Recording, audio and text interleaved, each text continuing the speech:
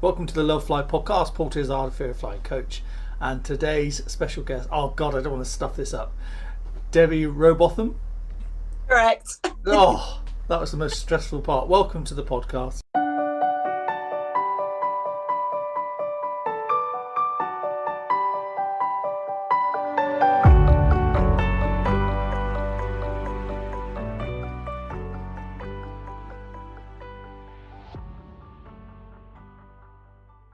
Hi, Paul. Thanks for asking me. Oh, it's a pleasure. So, Debbie and I crossed paths. Is that if that's the right phrase? Ages ago, but also you're in the Facebook group now, and so there's a long story to tell. And I'm really delighted that you're here because I think a lot of people will be able to relate to your experience. So, tell us a little bit about yourself. Where you live or how we've ended up. Anything. What do you do? Where do you spend your time? I'm married, 54, 2 grown-up kids, 2 grandkids, live in Leicestershire. Yeah, pretty boring, really. Normal. Yeah, normal person. We're the same age now. Oh, right. That's good. Yeah, we've got grandchildren as well. Wow, that's impressive. We're a little way off from that, I think. Mine are in their 20s, but they haven't produced anything yet, so that I'm aware of. I think I'd be told. So tell us about your fear of flying story. Would you call yourself a nervous flyer now? You definitely, obviously, were. Otherwise, we wouldn't have met. But sort of just take us through how we met. Well, always used to love flying when I was a kid, a young adult. Wanted to be in the RAF, cabin crew, anything so I could fly. Just loved it. I think I got to about the age of 30. Took the kids to Gran Canaria, and boom! I don't know where it came from. All of a sudden, it was, I don't like this. And you'd had nothing before? Absolutely nothing before. I absolutely loved it. Having the kids with us, I don't know. Yeah, and just gradually over the years, it got worse and worse and worse. Like for about 10 years, go to the doctors every time, go and get the diazepam, go and get the brandy at the airport. And I'd just literally in one flight, it kicked in, and then from then onwards you had to go and get sort of medicinal help. And they say gradually over the next sort of 10 years it just got worse and worse and worse, and I think there was sort of one year the doctor said to me, why do you keep doing this to yourself? Good question. Yeah, why? Yeah, and I think that was probably I was coming towards 40 and started doing some research and found the Flying Without Fear course. Right, okay, so that's great. So that's that. So what was the fear elements, if you like? What bothered you? What didn't you like? I think it was definitely takeoff. I hated takeoff. Wasn't a big fan of turbulence either, but takeoff really was. But I think I built myself up each time, and it was definitely anticipatory. That word. Yeah, I can never say it. Yeah, and once I got on the flight, once we were up in the air, I wasn't too bad, but it definitely was takeoff. It was that feeling like you're going up at 90 degrees, not that smooth takeoff. Yeah, and I say just 2 weeks before the flight, I wouldn't sleep. I'd be feeling sick. God. Yeah. I know this is crazy, but I'd rather have had a car crash so I didn't have to go. Not too bad, obviously, but enough. So if you could choose your car crash, not too bad a one. Not too bad, minor injuries, but enough to make so I didn't have to go.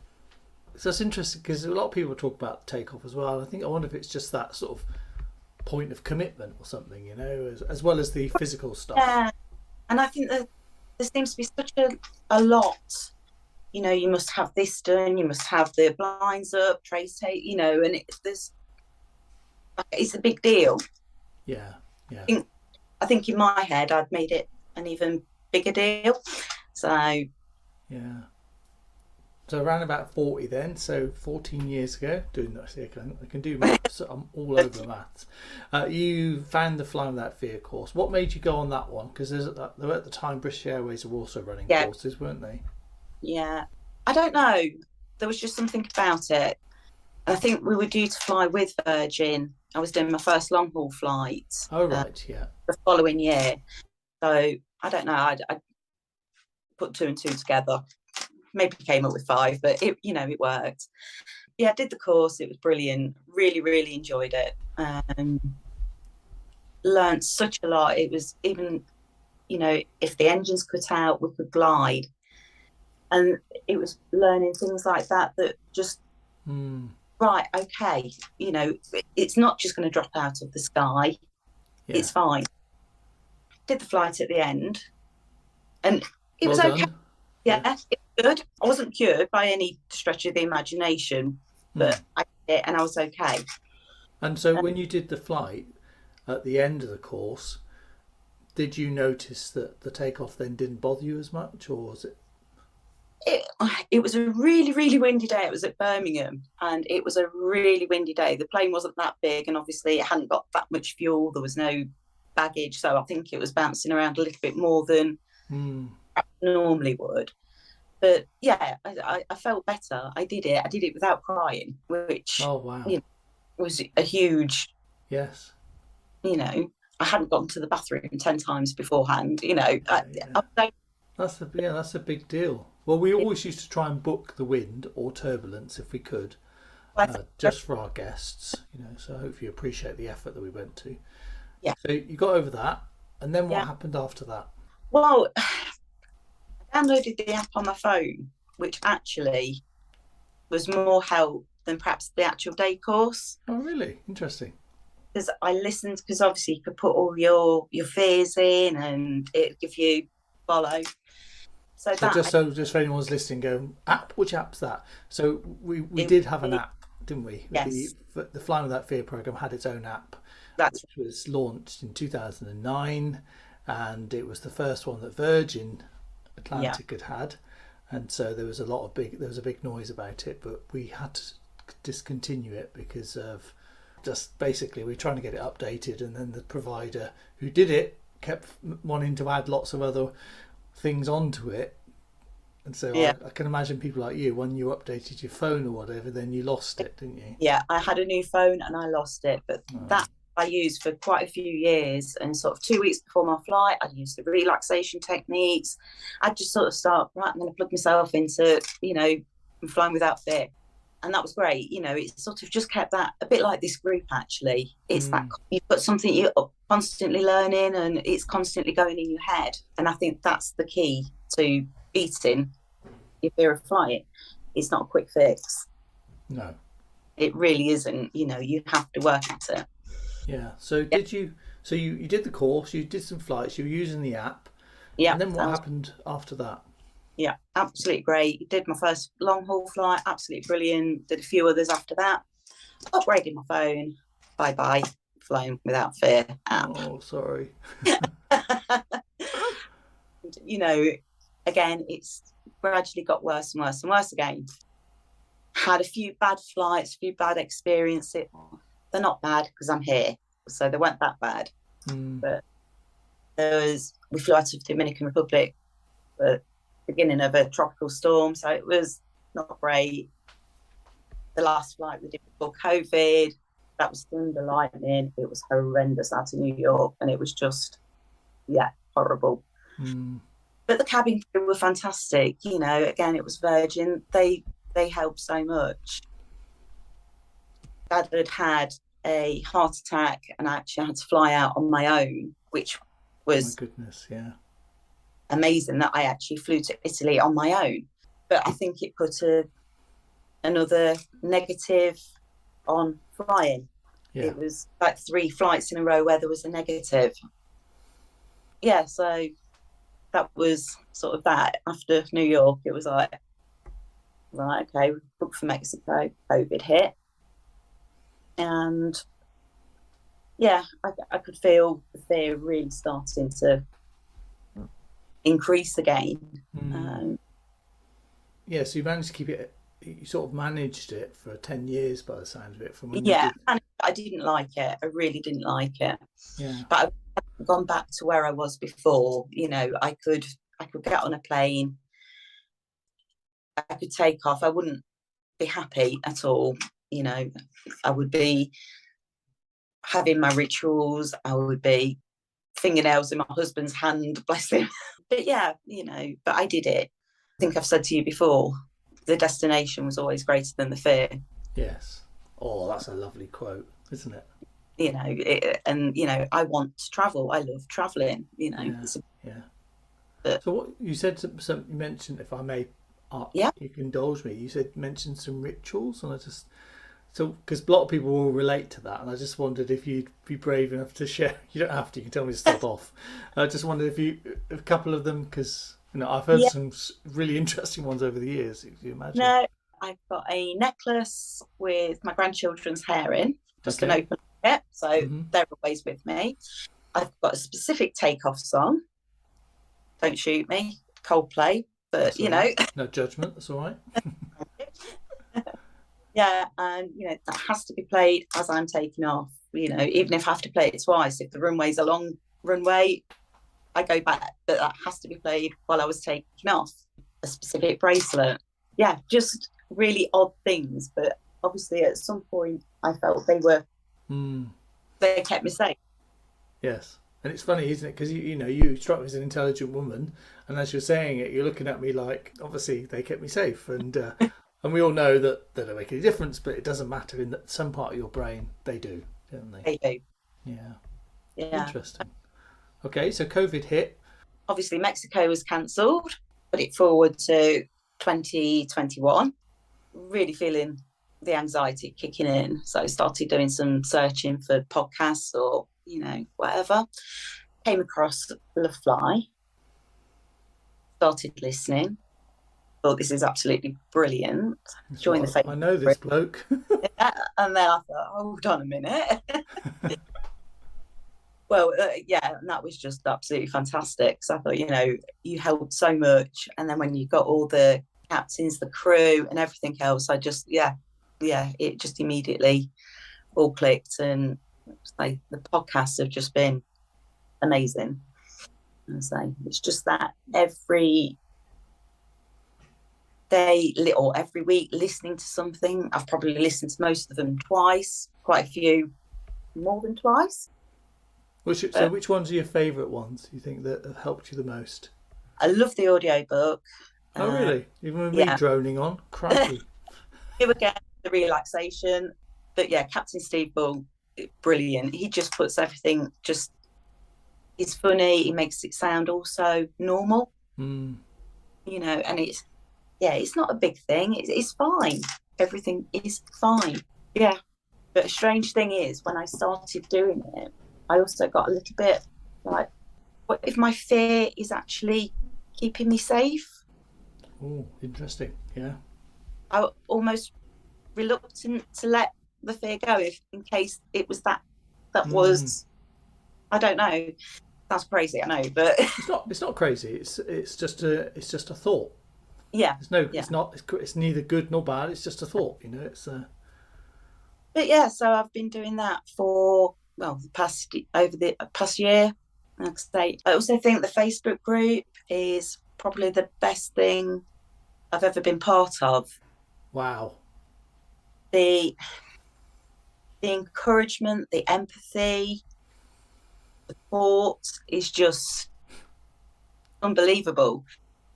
And I think as well, sometimes the more things you learn and then you help somebody else, it validates what you've learned. It does. The more times you tell somebody, well, this can't happen, then your brain actually starts to believe it. Yeah. Well, thank you for your contribution. I have spotted you on the Facebook, the Lovefly Facebook group, for those who haven't found it. I have seen you pop up here and there. I think, oh, there she is. She's back again. And you shared that picture, didn't you, of me on that book cover from God knows how long ago that was, 2003. Do you remember? Gotta help, But it's all just. So just rewind a little bit, because that's really. So there's some lovely stuff there about the Facebook group and the podcast, and that's good, lovely to hear. It's fantastic to hear. You said that at some point you thought, what if my fear is keeping me safe? So what did you do with that?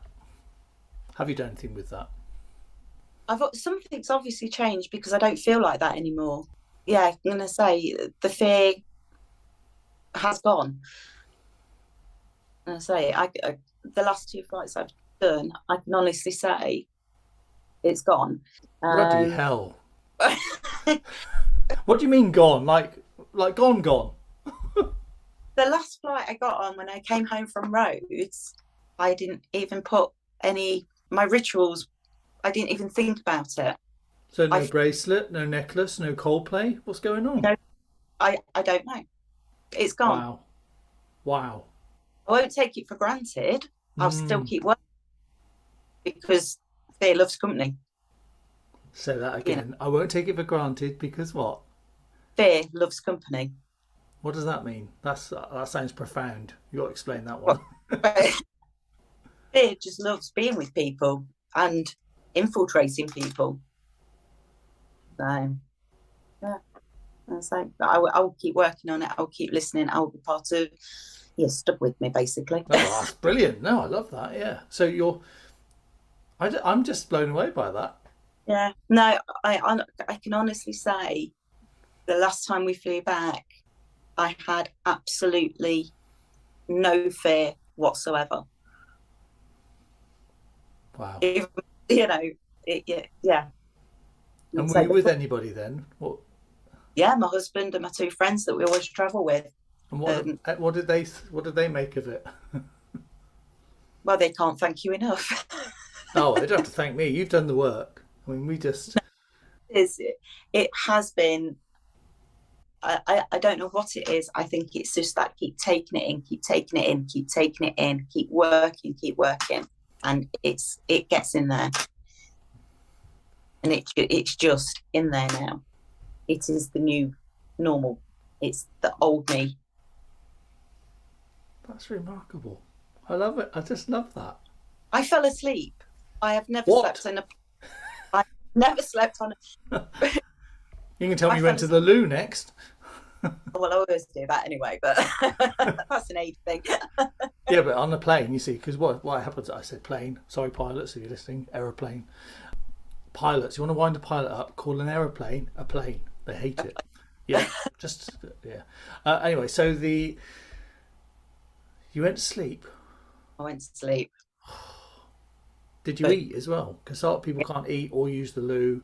Yeah, no, I did absolutely everything. I was for 2 hours. I slept, and I've never slept on a plane before. Even when I've been exhausted, I was chilled. I was relaxed. Had a drink, and I fell asleep. And yeah, to me that is huge. That's it, isn't it? Yeah. Because I don't know if you remember on the Flying Without Fear courses, there used to be a little scale I used to put up on the PowerPoint when I did that material. I used to say, people go from sort of like freaking out, hate the damn thing, all the way up to loving it, doing cartwheels down the aisle. And actually, there's a lot of steps along the way. And part of it is actually where it becomes a non-event. And I think that's a great place to be, where it's like you get on board, it's a form of transport, gets you there. Would you say you look forward to flying now? Well, we're due to go again in October, and yes, I am actually looking forward to the flight. It's a slightly longer flight. Where are you off to? Cape Verde. Right, nice. Yeah, and I say it's going to be a 6-hour flight, I think. So be nice because it's a bigger plane. I prefer a larger plane. I prefer long haul, full stop. I think it's you don't feel the turbulence as much. It's not such a steep takeoff, but it's just more comfortable. You've got in-flight entertainment, free drink. Yeah, free drinks, in-flight entertainment. You get sleep. I mean, that's it. It's what's not to like? Part of the holiday. Who are you? This is amazing.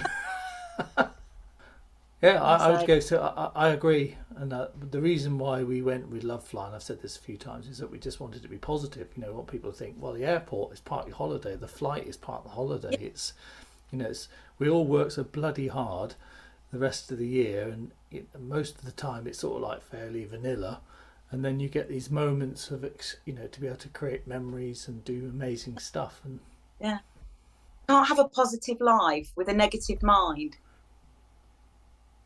You've got to be positive. You've got to look forward.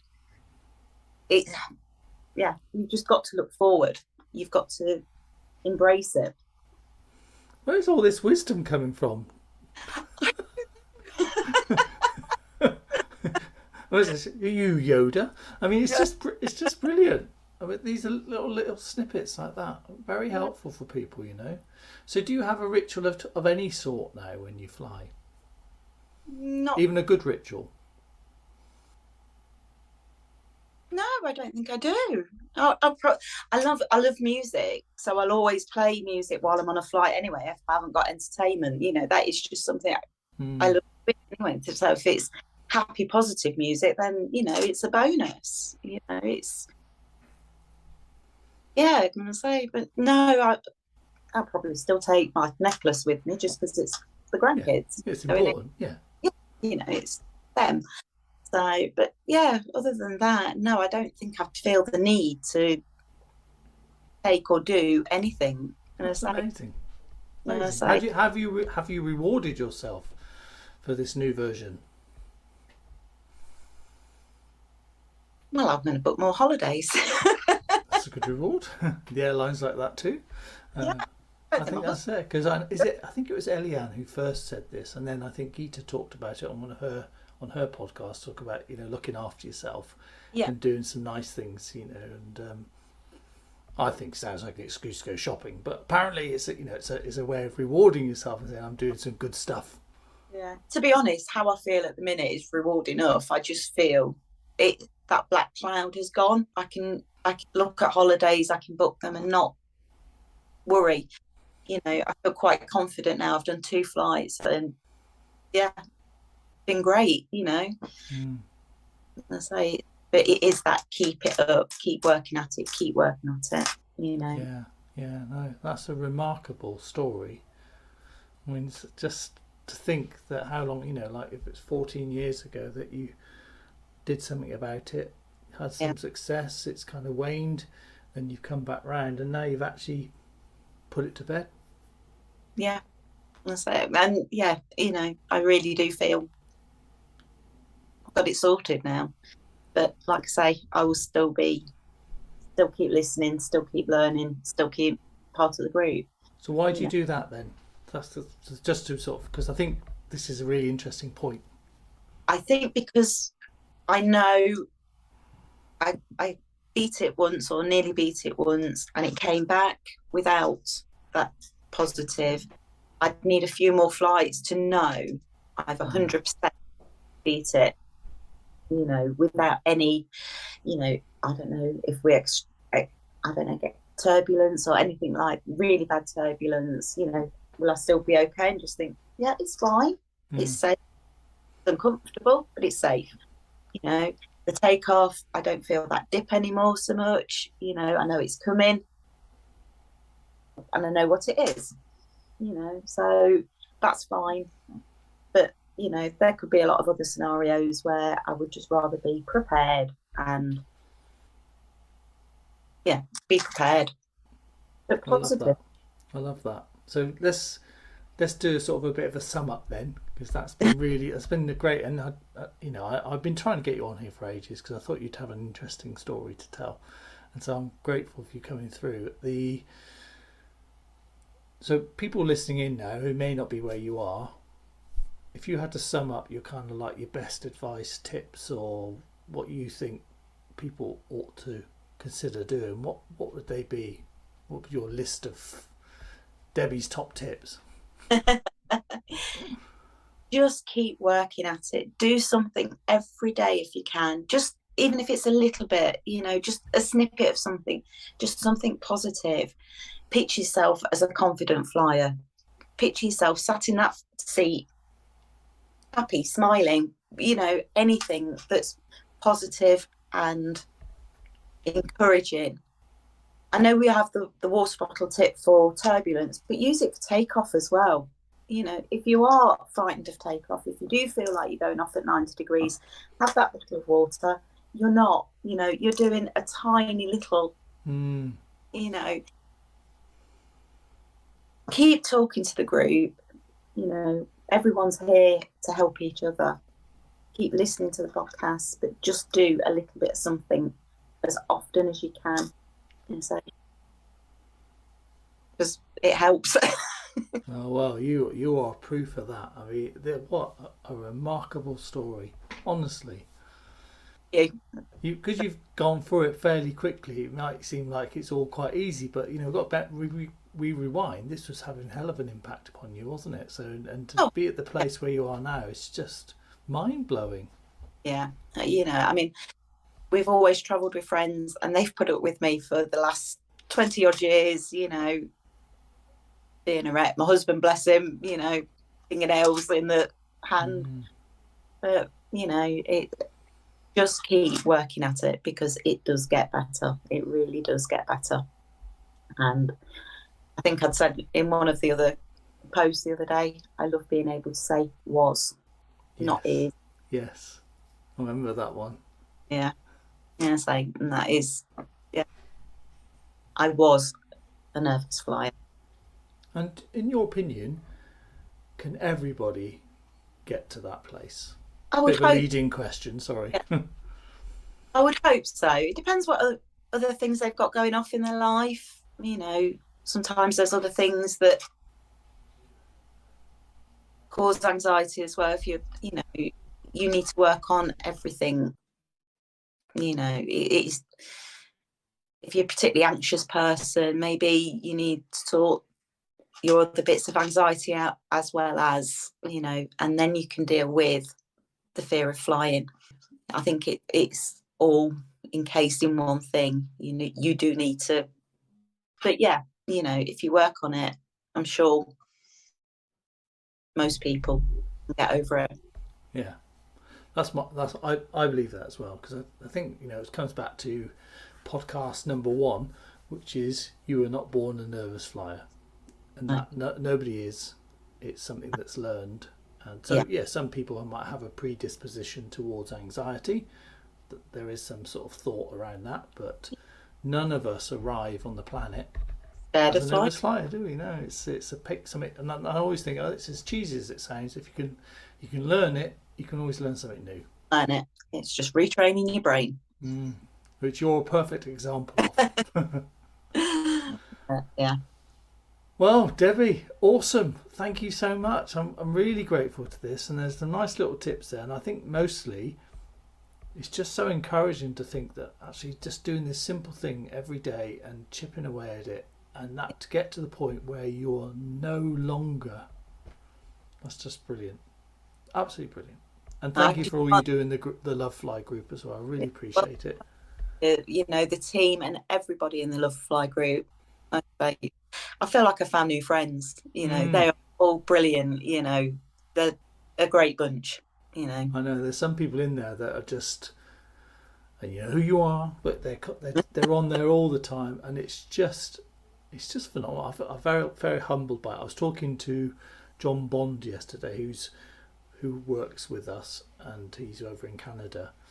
Someone I've known since we were in the military together, and we were both actually talking about it yesterday on the phone, just saying, crikey, you know, like, isn't it amazing how much support there is? And it doesn't matter who you are, what your background is, what country you're from, anything. It's just the thing that unites people on that group is the fact you've come to get help, and then once you've got help, you start helping others. I just love that. Yeah. It's great, isn't it? A fantastic group. I say they're just great. You all are. So. Oh, well, thank you. It's people like you that keep it going as well. And I've only ever had to remove one person, which is not bad, is it? It's just because they wouldn't answer the questions, and they had like wouldn't. It was a bit weird when I tried to, because I look into everybody that I see coming in. Just if they don't put a right answer, because I want to protect the group. I don't want anybody coming in who's going to then just disrupt it. So I feel very protective of it, you know. And yeah, so that's not bad, really, is it? No, not. just under 1,000 people that have come and gone. You know, it's only had to actually physically remove one. So hopefully it stays like that. And lovely people like you keep coming through. Debbie Rowbotham, thank you very much. Keep doing what you do, and your message of hope. So your flight's in October. Yes. Which sounds brilliant. Do post. We want to see pictures again, of course. Will do. Night flight photos. Lovely. Love it. Thank you. Thanks a lot, Paul.